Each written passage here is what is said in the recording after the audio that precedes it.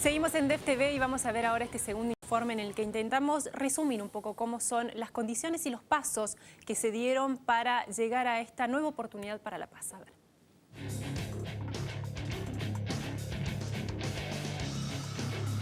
Luego de años de lucha y miles de muertes, uno de los conflictos armados más antiguos del continente podría llegar a su fin.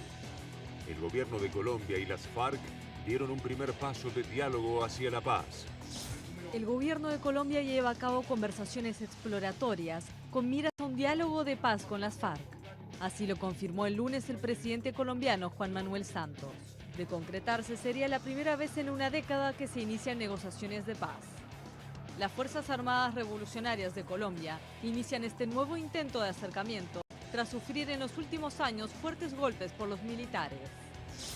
Los primeros acercamientos entre el grupo guerrillero y el gobierno de Juan Manuel Santos fueron en secreto, pero la noticia comenzó a filtrarse como un rumor. A los pocos días fue el propio presidente quien confirmó el inicio del diálogo. Colombia's president announces his government has opened exploratory talks with the FARC. What will it take to end a conflict that's lasted nearly 50 years? Primero, vamos a aprender de los errores del pasado para no repetirlos. Segundo, cualquier proceso tiene que llevar al fin del conflicto, no a su prolongación.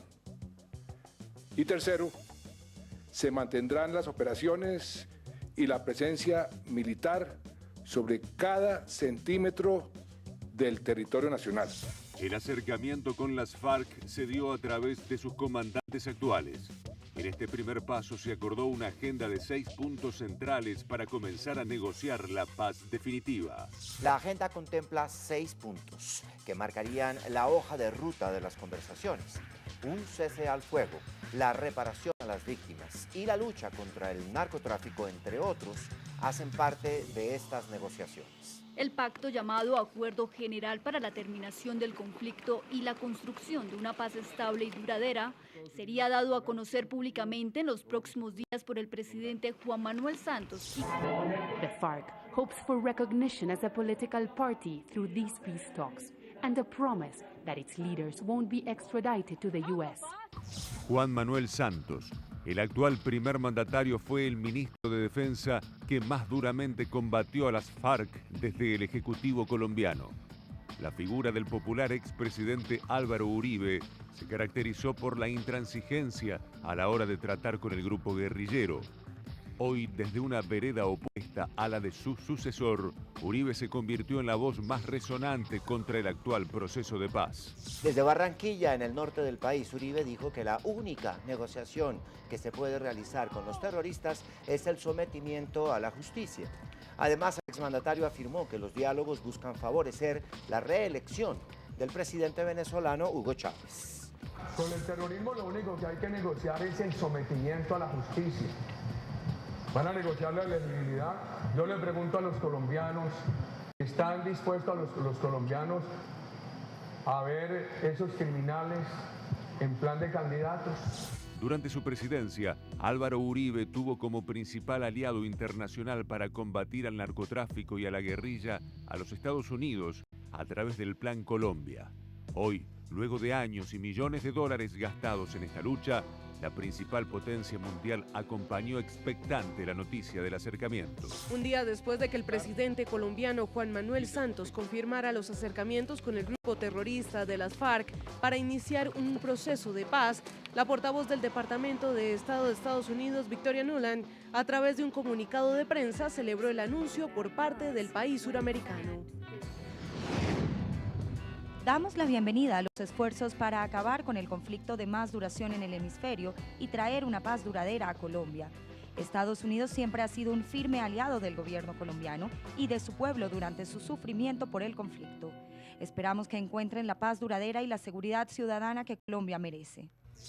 Durante los largos años de conflicto armado, existió un ejemplo de integración de la guerrilla a la vida democrática y fue el del grupo M-19.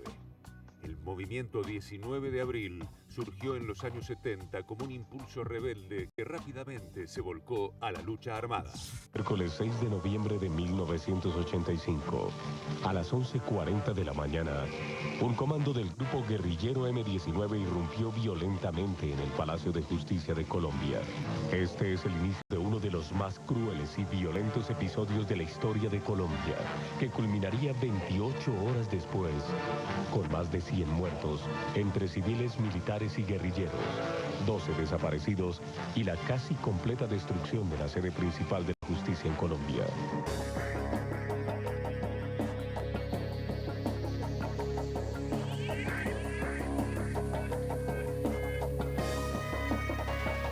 Que hay hombres que durante muchísimos años han empuñado las armas del M-19 por la paz de Colombia, por la dignidad de la democracia de nuestro país. Nos enorgullece lo que estamos haciendo. Lo hacemos con la frente en alto. Fomento la reconciliación general del país. Pero nuestra responsabilidad es seguir luchando por ese objetivo. El M-19, en las manos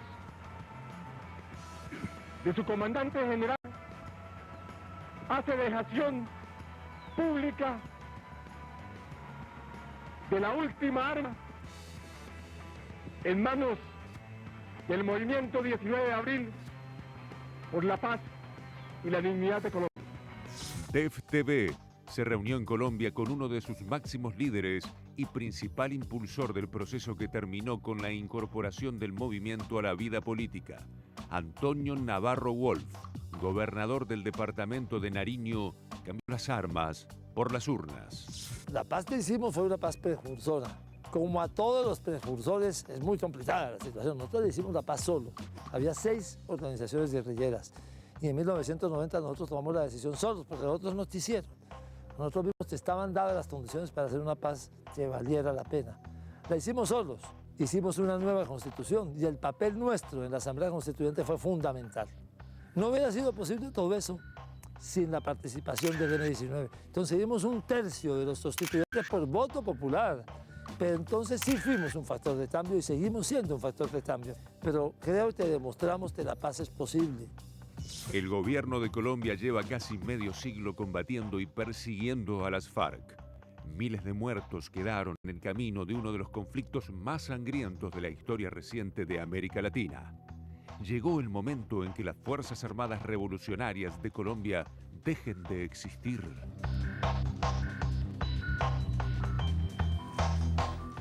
Bueno, a ver, ¿quiénes han sido y quiénes son hoy por hoy los grandes enemigos de la paz, los interesados en que la violencia continúe?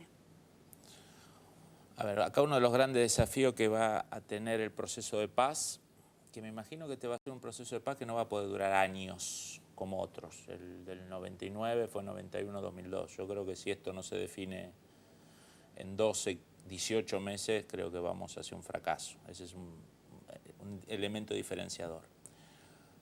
Los grandes enemigos yo creo que es el propio ADN de la FARC, ¿no? Ese ADN mesiánico de historia revelada a futuro. Creo que está bastante neutralizado por un factor operativo, que es que están muy golpeadas, y un factor personal. El secretariado de la FARC no tuvo ningún muerto durante casi 40 años. Morían de viejos y en los últimos 5 o 6 años han perdido a su jefe militar, el Mono Jojoy, a su jefe político, Cano, muchos de los jefes de los frentes de combate. Terminaron preso su ministro de Economía, que está preso ahora en Simón Trinidad, que está preso en los Estados Unidos por narcotráfico. Digo, es un secretariado, una élite. Toda estructura, por más de la ideología que sea, se forma una élite, lo que llaman la élite de hierro, digamos, ¿no?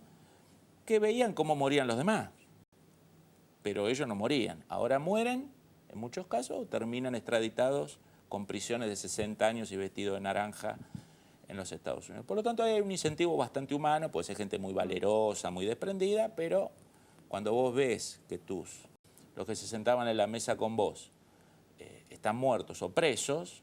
Claro.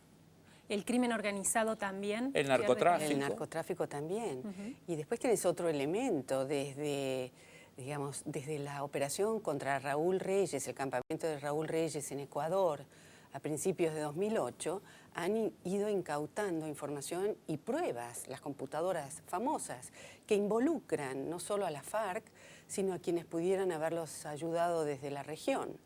Y en eso tenemos que hablar un poco de las implicancias que puede tener la FARC o la extensión hacia Venezuela. Yo creo que esto de involucrar a Venezuela y en la forma callada que lo ha hecho Chávez y con el timing que dice Uribe, como dice recién en el footage, que esto va a beneficiar a las elecciones del 7 de octubre en Venezuela. En un principio, la primera reunión se iba a hacer el día 5 en Oslo, 2 días antes de la elección. Eso iba a ser un flor de espaldarazo para Chávez. Ahora la van a hacer el día 8, el lunes 8, el día del guerrillero.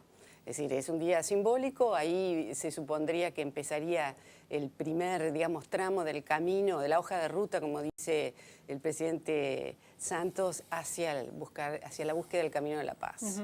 Y Fabián, y en esto de quienes se han beneficiado de la violencia, ¿qué pasa con el otro ala, no? Porque también la lucha contra la FARC ha hecho que sectores, por ejemplo, de los Estados Unidos se hayan llenado de dinero, ¿no? En lo que ha sido lo que muchos han denominado como la privatización de este conflicto, ¿no? A partir del Plan Colombia, contratistas de los Estados Unidos que han obtenido precisamente contratos millonarios para tener una presencia allí en el país.